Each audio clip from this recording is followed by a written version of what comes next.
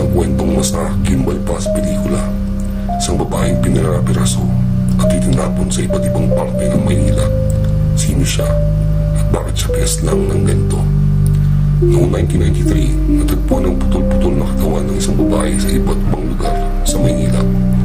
Isang braso sa isang kanal, isang binti sa ilalim ng tulay.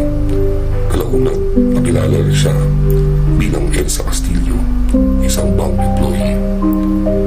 Sa investigasyon, lumabas na si Elsa ay huling nakitang buhay kasama ng isang lalaki. Pinaniniwala ang may kaugnayan sa kanyang trabaho. Ang motibo, posibleng pera o isang lihim na gustong pagtakpan. Ngunit hanggang ngayon, maraming bahagi ng kaso ang nanatiling misteryo. Sino may nagagawan? Anong tunay na dahilan sa brutal na pagpatay kay Elsa Castillo? Hanggang ngayon, marami pa rin tanong ang naiwan. Samahan niyo ako, si Himagsik, at diskubrihin natin ang misteryong bumabalot sa Chop Chop Lane.